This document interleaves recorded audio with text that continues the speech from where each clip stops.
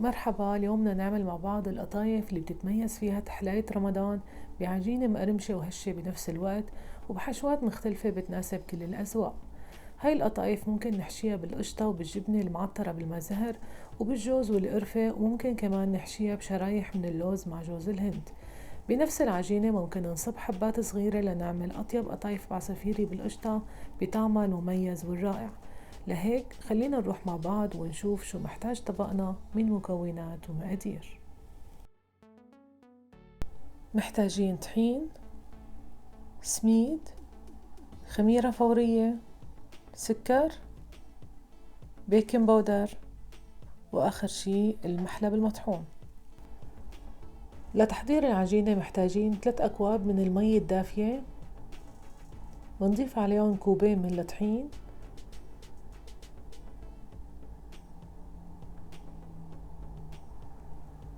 ونص كوب من السميد ممكن وسط أو ناعم، ونص معلقة صغيرة من الخميرة الفورية، ومعلقتين كبار من السكر، ونص معلقة صغيرة من البيكنج باودر، وآخر شي معلقة صغيرة من المحلب المطحون. نخلط كتير منيح وبنترك عجينتنا ترتاح مدة 5 دقايق. منلاحظ كيف بلش التفاعل وبلشت الفقاعات تظهر على الوش، وصار وقت انه نضيف نص معلقة صغيرة من البيكربونات الصوديوم. منحرك مرة تانية لنتأكد انه كل المواد اختلطت مع بعض، ونتركها كمان 5 دقايق قبل ما نباشر الشغل فيها حتى نحصل على قوام لين مثل ما شايفين. هلأ منحمي صاجة على الغاز أو مقلاية تكون إلها حافة سميكة، ومنباشر بصب عجينتنا بالحجم اللي نحنا محتاجينه. وطبعا بتكون الصاجة محماية قبل بوقت، وبعدين منخفف حرارتها يعني أقل من النص، ومننتظر لحتى تنشف معنا العجينة بهالشكل وتظهر الثقوب على الوش مثل ما شايفين. بمجرد اختفاء المادة البيضاء بنعرف انه عجينتنا جهزت. منشيلها، ما بنتركها كتير على الغاز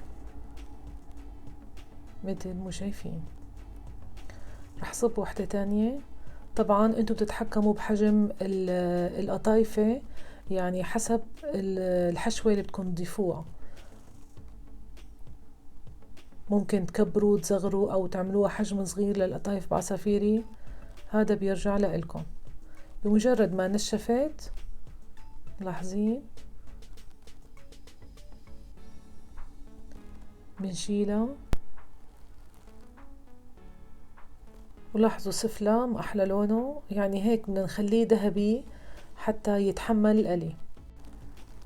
بالنسبة للحشوات في عنا جوز مطحون خشن، بنضيف له معلقة صغيرة من القرفة الناعمة، رشة من السكر، رشة جوز الطيب، وشوية جوز هند. وبالنسبة للقشطة رح اترك رابط الفيديو القشطة بأسفل الفيديو.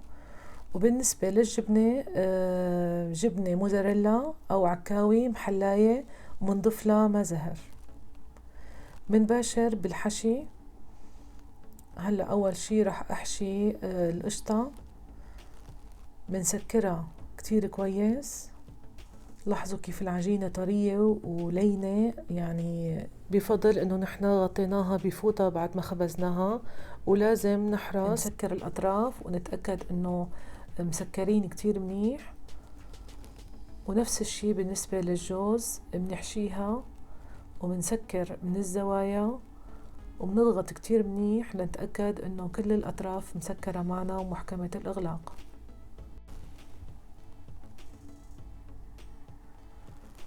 وبالنسبة للجبنة أهم شي تكون حشوتنا ما فيها مي، ناشفة، وطبعا تكون الجبنة محلاية، وممكن ننكهها مثل ما حكيت بالما زهر أو بالمورد مثل ما بتحبوا.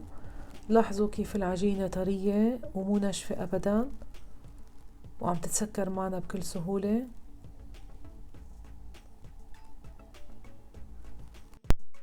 والقطايف العصافيري منصغر الحبة، منسكرها من جهة واحدة، منحشيها ومنلكها بالفستق الحلبي.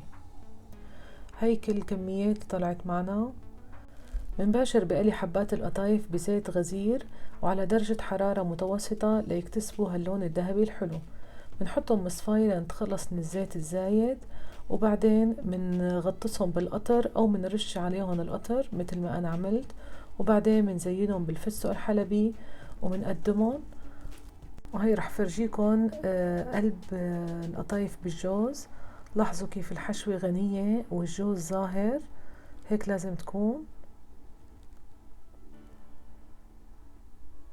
وهي القطايف بعصافيري عجينة طرية بتشهي، بتدوب بالتم.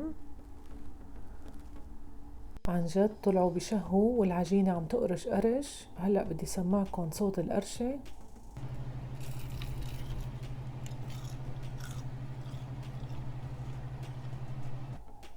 وشوفوا قلبها من جوا، هي اللي محشية بالقشطة.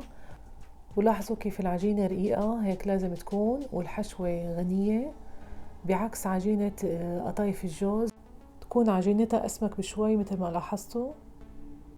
عن جد طلعت أكتر من رائعة، وخصوصا نكهة المحلب اللي كانت ظاهرة فيها بشكل رهيب. بدي أحكي شغلة على القطر، إنه لازم القطر يكون بارد قبل ما نغطس فيه حبات القطايف حتى ما تطرى معنا. واللي حابب يشوف وصفة القطر ممكن يتابعها من خلال فيديو الكنافة. رح أترك رابط الفيديو بأسفل صندوق الوصف إن شاء الله، مشان ما طول عليكم الفيديو. هاي كانت وصفتنا لليوم، بتمنى تكون عجبتكم، وما تترددوا تعملوها وتجربوها. ولا تنسوني من اللايك والسبسكرايب وضغط زر الجرس ليصلكم كل شي جديد رح نزله إن شاء الله. باي باي.